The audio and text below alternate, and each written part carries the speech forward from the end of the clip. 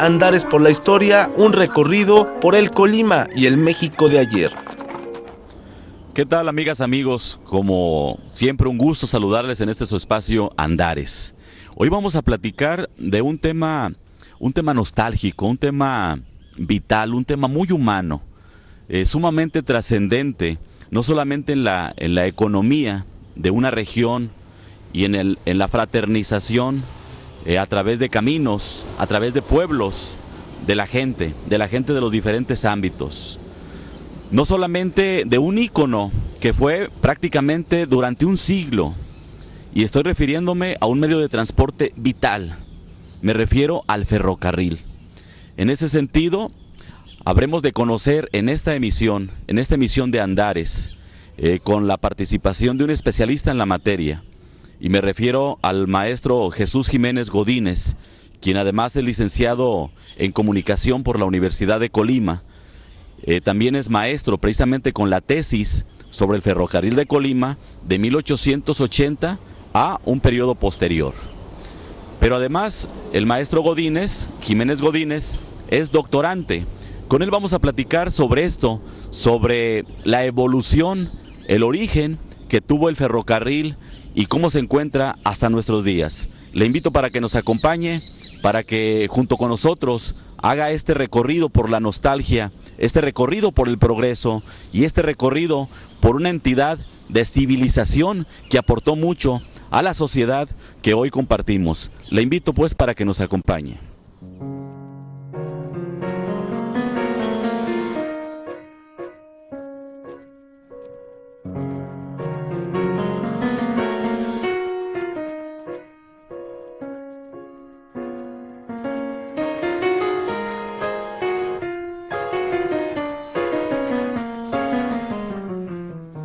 Regresamos, amigas, amigos, y bueno, estamos platicando, o vamos a empezar a platicar con el maestro Jesús Jiménez Godínez. Le comentaba en su breve reseña sus grados académicos, pero omití algo importante. Él es oriundo también de aquí de Colima y es una persona que ha buscado prepararse y se ha enfocado precisamente en este tema, en el tema del ferrocarril. Maestro, ¿cómo está? Gracias, Noé, por esta invitación y en un tema realmente fascinante, como tú lo has señalado, y que está en el alma de la cultura de los colimenses, digamos, de los últimos 20 años del siglo XIX y hasta nuestro tiempo, y ahora con nostalgia sobre el tema. Maestro, tenemos orígenes remotos en cuanto al surgimiento de este medio de transporte. Se habla de 6,000 años. Hay documentos pues que así lo pueden testimoniar antes de Cristo, cuando hay huellas en X espacio para transportar por ferrocarril sin que lo existiera, carretas que iban cargadas con diferentes elementos. Y después tenemos un resurgimiento con esos rieles de madera en los que también se transportaban minerales, se transportaban productos alimenticios, incluso personas, en tramos cortos. Y finalmente, este boom con el ferrocarril al descubrirse la aleación para hacer el fierro. Así es, estimado Noé. Efectivamente hay esos testimonios, esos registros, digamos, de que nos hablan de que se tendieron dos, por decir así, travesaños para, obviamente, aprovechar el desplazamiento de artículos y hasta personas, ¿no? En la minería, por ejemplo, en antigua, remota, ¿no? Y ya el ferrocarril, digamos, ya con la explotación, digamos, del vapor como fuerza de energía capaz de mover balancines, capaz de mover máquinas, ahí entra el ferrocarril ya. Porque acuérdate que el ferrocarril pues, se inicia con la locomoción a vapor. Entonces es muy interesante y esto obviamente es un producto eminente, el fundamental de la revolución industrial. El ferrocarril pues en Inglaterra, hay registros pues a partir de 1802 y en 1825 formalmente ya existe el ferrocarril como en su forma, digamos, original, pues como lo fuimos conociendo a través de evoluciones hasta el tiempo moderno, en que hay poderosísimas máquinas. Después de ahí de Inglaterra, pues nos llega en 1837 a México, por decir así, se da la primera concesión a un acaudalado veracruzano que era don Francisco de Arrillaga. Y a partir de ahí, pues ya tú conoces parte de la historia que vamos a ir platicando para llegar aquí a Colima. Ferrocarril, si vemos la etimología de la palabra, es carril de acero o carril de fierro, así de sencillo. Así es. Y se lo apropia en un antes, que no sabemos cómo se denominaba, pero que la evolución nos ha dicho qué es eso para determinarlo. Gracias a la revolución industrial, gracias a las máquinas de vapor, aquellas nostálgicas que llenaban de hollín a los paseantes en el siglo XIX, a mediados, bueno, empieza la expansión a partir de las principales vías y troncales establecidas y coordinadas, lo sabemos, por la influencia económica, por la movilidad comercial, maestro. Así es, el ferrocarril fue el símbolo, digamos, detonante del capitalismo en esa fase tan intensa que fue todo el liberalismo económico del siglo, como tú bien dices, pues a partir de, digamos, de la segunda mitad del siglo XIX, ¿no? Que es cuando se expande a todo el mundo, entre ellos obviamente América, ¿no? Cuba tuvo primeramente el ferrocarril y luego sigue México, o sea, en esa lógica. Creemos que es un hecho relevante para Colima cuando llega aquí la primera máquina, digamos formalmente, y a lo mejor me estoy adelantando, pero como es un tema muy interesante en la vida de los colimenses, imagínate cuando se puso a andar aquella máquina, ¿no? La primera máquina que cruzó, efectivamente la máquina Santa Cruz, que de Tepalcate se adentró, de Manzanillo a Tepalcate, no sé, 8 kilómetros, algo así, y que se montaron sobre ella 200 trabajadores, es la parte interesante.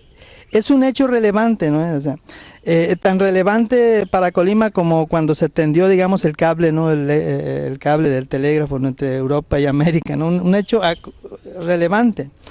La primera máquina de la revolución industrial en Colima, esa que tú bien señalas, la máquina, la locomotora Santa Cruz, que le pusieron así en honor obviamente al gobernador Francisco Santa Cruz, que fue el gobernador que le tocó promover inicialmente el ferrocarril aquí en Colima, en parte. Era Esteban García Reinstein, el gobernador de la época.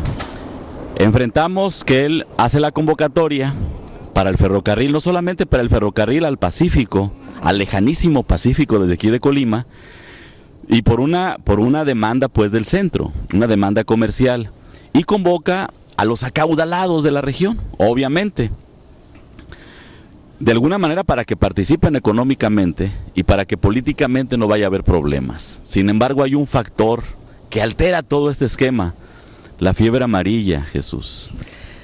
Sí, estimado Noé. Efectivamente, para entrar al tema aquí en Colima, la primera concesión que se otorga, se le otorgó a un general brigadier militar muy importante en sus relaciones con el gobierno de Juárez en esa época, que era representante de Estados Unidos en México allá por el 1870-72, que era William Rosecrans, un héroe de la guerra, obviamente del bando del norte contra el esclavista del sur, ¿no? Pero que muchos ferrocarrileros, empresarios tuvieron ese origen, ¿no? De haber participado allá en Estados Unidos en esta guerra civil, ¿no? La guerra de secesión. Y posteriormente se vienen a México a hacer negocios, como Ulises S. Grant, el propio Rosecrans, y bueno, más adelante hablaremos precisamente de William S. Palmer y de James Sullivan, que fue su representante. Y el consumador, ¿verdad? Entonces, después, a partir de ese año 1870, pues se empieza a hablar formalmente ya de la necesidad de un ferrocarril para esta zona, que uniera precisamente el Atlántico con el Pacífico. Y así ocurrió, ¿no? Hasta que en 1880, siendo gobernador Francisco Santa Cruz, se otorga, por decir así, la primera concesión. Y esta ya se da formalmente, porque los otros fueron intentos formalmente, y esta se fue otorgada a la compañía Palmer Sullivan. Dos apellidos relevantes. Palmer Sullivan y CIA. Y CIA, que bueno, establecieron la compañía constructora nacional mexicana. Obviamente aquí los membretes serán en inglés, ¿no? Pero ya traducidas esta. Y esto es una empresa que se da de alta en Nueva York, y cuyos altos ejecutivos, pues todos eran ejecutivos de norteamericanos, Y es muy interesante esto porque Nueva York era la sede, digamos, en América de la explosión ferrocarrilera, ¿no? Con un magnate poderosísimo que quizás a nuestros amigos colimenses pues no lo hayan escuchado jamás mencionar, ¿no? Pero era un hombre que se llamaba Jay Gould. Jay Gould era efectivamente el poderosísimo magnate ferrocarrilero de Nueva York. Tanto que el ilustre José Martín, en su época en que estuvo en Estados Unidos, en Nueva York, conociendo al monstruo de sus entrañas, como él decía que conocía el imperio, tiene un registro de una huelga que le levantan a este hombre. Poderosísimo, 20,000 obreros en contra de Jay Gould, el magnate de ferrocarril. Tiene relación en parte con el capital del ferrocarril, en lo que toca a la compañía aquí en Colima, ¿no? Fíjate nada más. Y bueno, tuvimos esta situación de la fiebre amarilla, que pues no solamente fue trágica para la costa, sino que repercutió grandemente en las obras del ferrocarril, en los tendidos que ya se venían estableciendo, obviamente en la devastación de cerros, en el aplacamiento y relleno de la laguna de Cuyutlán, precisamente por eso, aunado a las marismas de la propia laguna, que provocó enfermedades terribles en la gente que tuvo que trabajar durante más de una década en eso. Así es, tocas un punto que va indiscutiblemente asociado, un fenómeno, un problema asociado al ferrocarril en alguna medida, tanto para desplazar digamos enfermos como para desplazar cadáveres. Hay que decir pues que en términos pues de población murió, pues, no tengo ahorita el dato a la mano, pero varios miles, ¿no?, de personas que fallecieron, y que el ferrocarril fue efectivamente una vía para desplazar a personas y a los cadáveres. En Tecomán, como sabes, pues existió un panteón ahí para traer incluso a los enfermos de la parte más digamos, más dura en cuestiones de sanidad, que era la laguna de Cuyutlán, allá en Manzanillo. Todos estos estaba asociado.